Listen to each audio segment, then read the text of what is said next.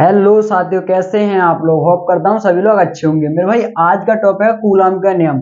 मेरे भाई इस वीडियो के अंदर आपको परिभाषा, सूत्र, मात्रक और विमा, आपको ओवरऑल सारी चीजें क्लियर होने वाली हैं। पहले मेरे भाई एक बार एक चित्र को देखिए, उसकी सहायता से आपको परिभाषा और सूत्र तो एकदम चुटकियों में मिल जाएगा। ठीक है, जैसे कि हम मेरे भाई एक आवेश लेते हैं, यहाँ पे लेते हैं Q1 आवेश। ठीक है, यहां से और यहां तक लेते हैं मेरे भाई Q2 आवेश। ठीक, हमने दो आवेश ले लिए Q1 और Q2। ठीक है, अब हमने मेरे भाई दो आवेश लिए हैं तो इनके लिए हमको कोई दूरी तो करनी पड़ेगी। तो मेरे भाई इन दोनों के बीच की दूरी हमने ले ली R। ठीक है, हमने इन दोनों के बीच की दूरी ले ली R। मेरे भाई इनके बीच में क्या लग रहा है, कोई बल F लग रहा है, बल लग रहा है। ठीक है, हमको नहीं पता वो कौन सा आकर्षण बल है या प्रतिकर्षण बल है। अब उसके समझने के लिए मेरे भाई अगर हम दोनों तरफ प्लस प्लस प्लस बल लगाएं, ठीक है, तो मेरे भाई वहां पे क्या होगा, वहां पे होगा हमारा प्रतिकर्षण बल।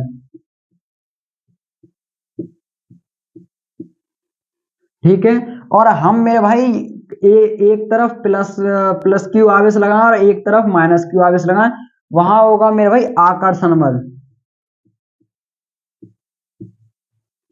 आकर्षण बल कैसे मेरे भाई, अगर आप एक प्रैक्टिकली समझे तो यहाँ पे दोनों तरफ प्लस प्लस है। ठीक है, अगर मेरे भाई कोई लड़का लड़का में हमेशा प्रतिकर्षण ही होता है, हमेशा फाइटिंग, मतलब ऐसा कोई वो नहीं होता। ठीक है, अगर कहीं पर एक लड़की है दूसरा लड़का है तो वहां पर दोस्तों उनमें बातचीत होंगी, आकर्षण होगा जरूर। ठीक है, और अगर कोई सेम सेम जेंडर है तो उनमें कोई आकर्षण नहीं होगा, उनमें हमेशा प्रतिकर्षण होगा।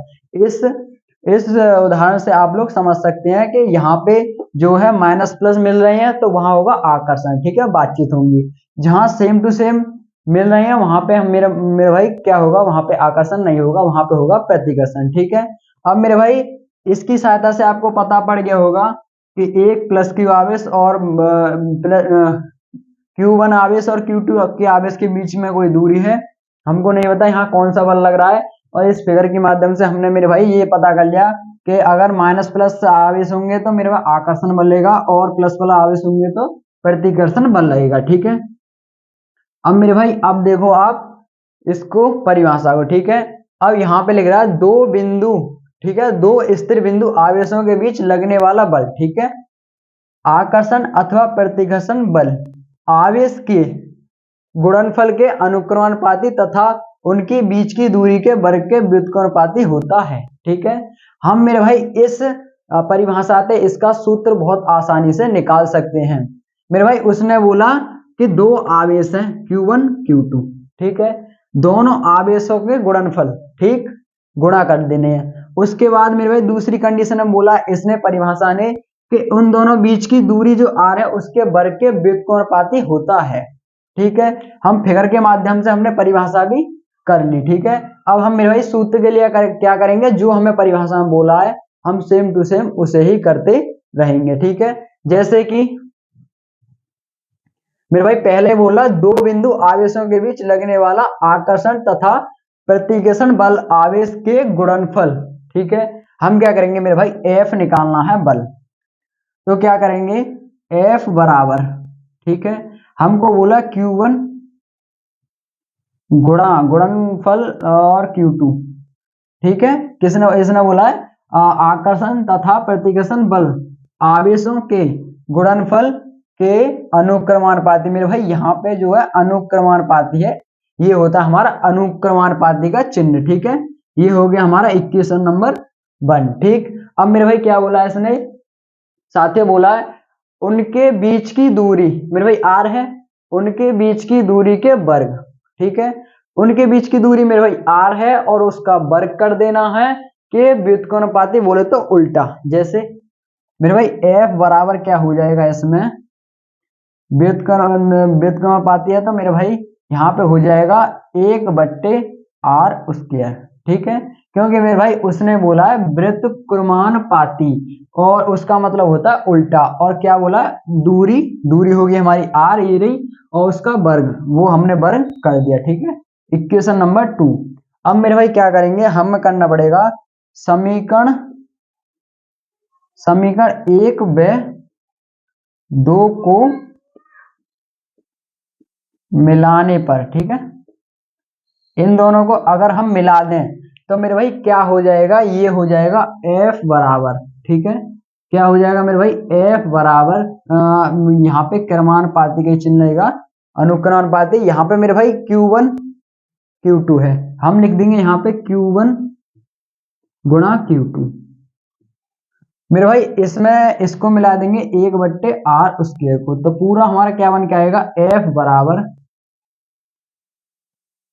Q1 गुणा Q2 और बट्टे में r स्क्वायर, ठीक है, ये हमारी हो जाएगा।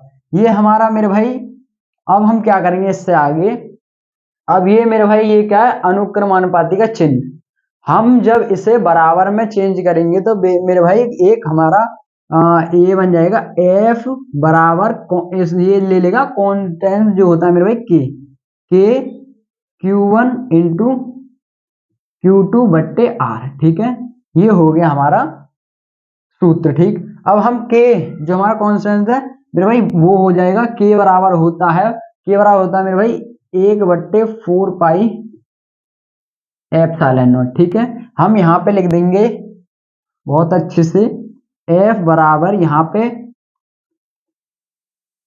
1/4 पाई एप्सिलॉन नॉट, और ये इसकी जगह पे मेरे भाई हमने ये लिख दिया, और ये सेम टू सेम आ जाएगा Q1 गुणा Q2 बट्टे R स्क्वायर, ठीक है। ये मेरे भाई आपको मिल जाएगा फॉर्मूला एक, मेरे भाई इसके कूलाम का फॉर्मूला ये आपके सामने आ चुका है। इसका मान जो हमारा मात्रक होता है मेरे भाई वो होता है न्यूटन, ठीक है, न्यूटन, और इसकी विमा होती है M/L/T-2, ठीक। अब मेरे भाई ये आपका हो गया पूरा यहां से यहां तक परिभाषा, और ये हमने इसकी परिभाषा की सहायता से हमने दो इक्वेशन निकाले, उनको हमने मिला दिया, फिर हमें ये आया, फिर हम अनुक्रमानुपाती का चिन्ह हटाएंगे तो ये हमारा कोई एक नियतांक लग जाएगा, ठीक है, नियतांक लग गया कि, और जिसका मान होता है मेरे भाई ये वाला 1/4 पाई एप्सिलॉन नॉट, ठीक है, और उसके बाद इसके 4 पाई एप्सिलॉन नॉट आ गया, ये सेम टू सेम इधर उतर गया, ये हमारा आ गया फॉर्मूला। इससे मेरे भाई न्यूमेरिकल बनते हैं बहुत अच्छे अच्छे से, ठीक है। अब मेरे भाई यहाँ पे हमारा बल का मात्रक होता है न्यूटन, और विमा मेरे भाई ये होती है, ठीक है, यहाँ से आपको, और मेरे भाई आपको एक और चीज बता दूं जो कि होता है मेरे भाई ये जो है ना, ये 1/4 pi epsilon not, 1/4 pi epsilon not का मान होता है मेरे भाई, क्या होता है, इसका मान होता है 9 गुणा 10⁻⁹, ठीक है। ये मेरे भाई आपको न्यूमेरिकल में काम देगा, ये मान रखना पड़ता है 9 गुणा 10⁻⁹, जिसका मात्रक होता है मेरे भाई न्यूटन मीटर स्क्वायर बट्टे कूलम स्क्वायर, ठीक है, राइट। अब मेरे भाई ये, और आपको थोड़ा और मैं आपको डिटेल में बता दूं तो इसे नोट कर लें, मैं भी रफ करता हूं।